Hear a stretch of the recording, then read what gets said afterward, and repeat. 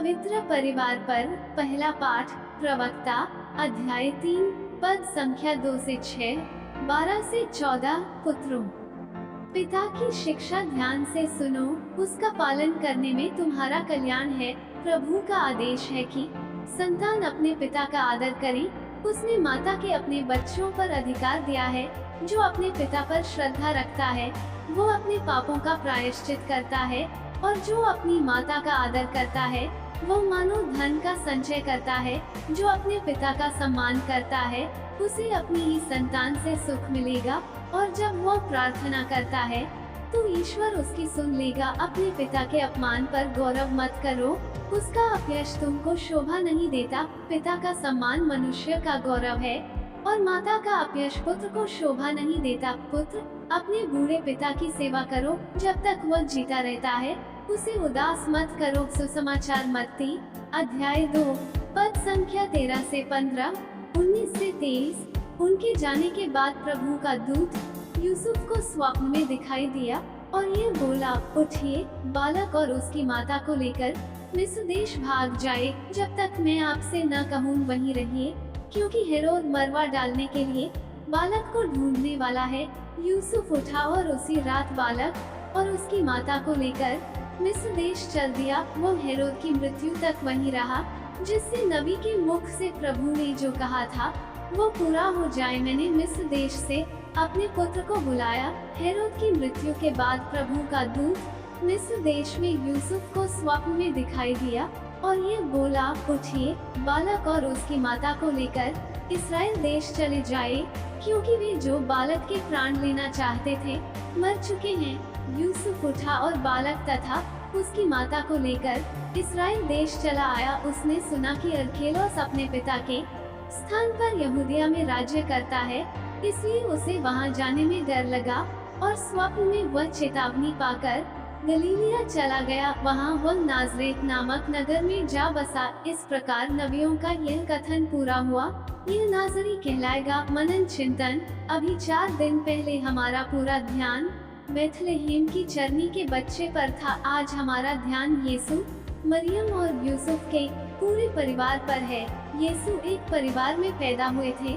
बड़ाई यूसुफ और उसकी पत्नी मरियम के परिवार में। वे समाज के निचले तबके से ताल्लुक रखते थे। उन्हें धरती के हर दूसरे गरीब परिवार की तरह अपनी समस्याओं और चुनौतियों का सामना करना पड़ा। मरियम की ईमानदारी और वफादारी के बारे में यूसुफ के मन में संदेह था। समाज ने उन्हें संदेह की नज़र से देखा। बालक यीशु को बालकपन की प्रारंभिक अवस्था में ही जीवन के लिए खतरे का सामना करना पड़ा था। परिवार को मिस्र में पलायन करना पड़ा और रिश्तेदारों और पड़ोसियों से दूर रहना पड़ा, लेकिन उनके दिलों में शांति और आनंद था, क्योंकि स्थायी आनंद और अनंत शांति का स्रोत उनके बीच था। यह सभी मनुष्यों के लिए एक आदर्श परिवार है। संभवतः आज किसी भी मानव परिवार के सामने कोई ऐसी समस्या नहीं है जिसे नाजरेत के पवित्र परिवार ने न झेला हो। नाजरेत के पवित्र परिवार में 3 विनम्र व्यक्ति शामिल थे, जो हमेशा ईश्वर की इच्छा को स्वीकार करते रहते थे। इस परिवार की महानता का रहस्य उनकी ईश्वर की इच्छा के प्रति निरंतर विनम्र व्यवहार था। प्रत्येक मानव परिवार के लिए नाजरेत के पवित्र परिवार का सबसे बड़ा संदेश यह है कि वो ईश्वर के डिजाइन के अनुसार अपनी पूर्ण अनुभूति के लिए खुद को ईश्वर की इच्छा के समक्ष समर्पित करें। आज हम पवित्र परिवार का त्योहार मना रहे हैं। आज के दिन माता कलीसिया नाजरेत के यीशु, यूसुफ और मरियम के परिवार को आदर्श परिवार के रूप में प्रस्तुत करती है। इस परिवार की विशेषता यीशु का होना है। जहाँ भी ईश्वर की उपस्थिति होती है वह धार्मिकता नदी के समान बहती है। ईश्वर की दृष्टि एवं योजना में परिवार एक महत्वपूर्ण इकाई है। जब ईश्वर ने अपने पुत्र को संसार में भेजा तो उन्हें यूसुफ और मरियम का परिवार प्रदान किया। परिवार समाज की धुरी है। परिवारों की स्थिति ही समाज की दिशा निर्धारित करती है। ईश्वर भी परिवारों को मनुष्य के कल्याण तथा मुक्ति का साधन बनाते हैं। वे परिवारों को आशीष देना एवं बचाना चाहते हैं। परिवार के एक सदस्य के द्वारा भी ईश्वर सारे परिवार को मुक्ति प्रदान करते हैं। परिवार का यदि एक सदस्य भी धार्मिक हो तो वह अपने विश्वास की अभिव्यक्ति जैसे प्रार्थना, सदाचरण, त्याग, मधुर विचार आदि के द्वारा परिवार के अन्य सदस्यों को प्रभावित करता तथा उनके लिए ईश्वर की कृपा की द्वार खोल देता है। प्रभु को इस बात का खेद हुआ कि उसने पृथ्वी पर मनुष्य को बनाया था, इसलिए वह बहुत दुखी था। प्रभु ने कहा, मैं उस मानव जाति को जिसकी मैंने सृष्टि की है पृथ्वी पर से मिटा दूंगा, क्योंकि मुझे खेद है कि मैंने उनको बनाया है। नूह को ही प्रभु की कृपा दृष्टि प्राप्त हुई। नूह सदाचारी और अपने समय के लोगों में निर्दोष व्यक्ति था। वह ईश्वर के मार्ग पर चलता था। चूंकि नूह ईश्वर की दृष्टि में कृपा पात्र था, ईश्वर उसे पोत बनाने का निर्देश देते हैं। ईश्वर नूह के साथ साथ उसके परिवार को भी बचाने के उद्देश्य से पोत में ले जाने का आदेश देते हैं। तुम अपने सारे परिवार के साथ पोत पर चढ़ो, क्योंकि इस पीढ़ी में केवल तुम ही मेरी दृष्टि में धार्मिक हो। इस प्रकार नूह की धार्मिकता उसके परिवार के कल्याण का कारण बनती है।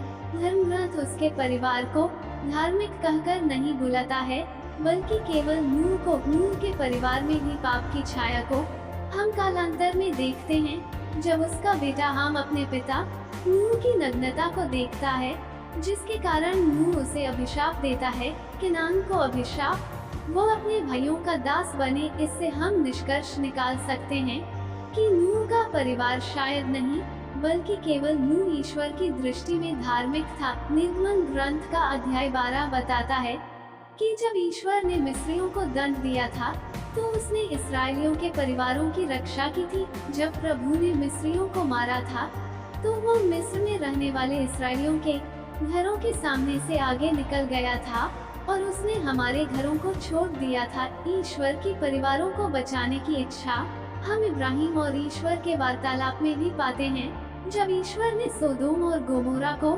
नष्ट करने की योजना इब्राहिम को जाहिर की, तो इब्राहिम उन नगरों को बचाने की गुहार लगाते हैं। इब्राहिम के ईश्वर से इस प्रकार प्रार्थना का एक कारण यह भी था कि उन नगरों में उसका भतीजा लोट रहता था। ईश्वर लोट को बचाने के साथ साथ उसके परिवार को बचाते हैं।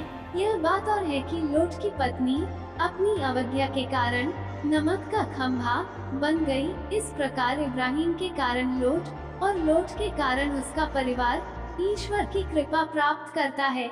जकेयुस की घटना इस मत को और अधिक दृढ़ता प्रदान करती है कि ईश्वर एक की धार्मिकता के कारण पूरे परिवार की मुक्ति का द्वार खोलते हैं। जकेयुस यीशु से मिलकर एक नया जीवन पाता है तथा इस उमंग और उल्लास में वो प्रभु से कहता है, प्रभु देखिए, मैं अपनी आधी संपत्ति गरीबों को दूंगा और मैंने जिन लोगों के साथ बेईमानी की है उन्हें उसका चौगुन लौटा दूंगा। प्रभु जकेयुस के इस कथन के प्रत्युत्तर में कहते हैं, आज इस घर में मुक्ति का आगमन हुआ है।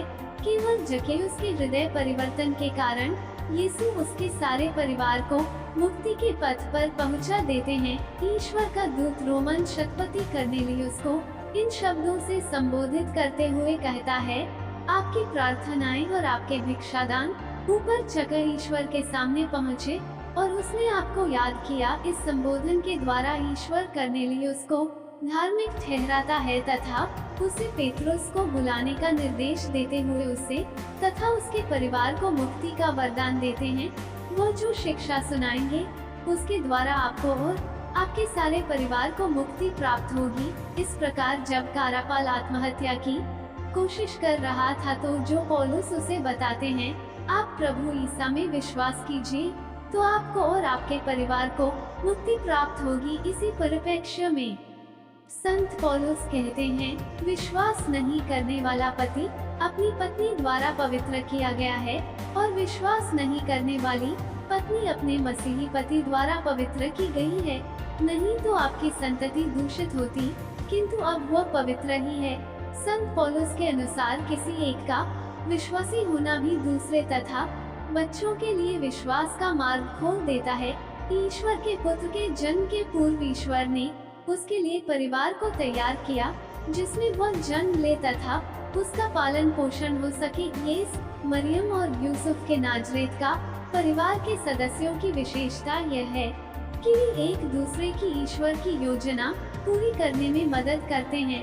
धर्म ग्रंथ में ऐसे अनेक उदाहरण हैं जो हमें सिखलाते हैं कि ईश्वर की दृष्टि में परिवार एक महत्वपूर्ण इकाई है तथा परिवार की मुक्ति हर एक सदस्य की जिम्मेदारी है। हमें भी अपने परिवार के प्रति गंभीर रहना चाहिए, क्योंकि हर एक का व्यक्तिगत आचरण उनके परिवार को भी प्रभावित करता है। आमीन।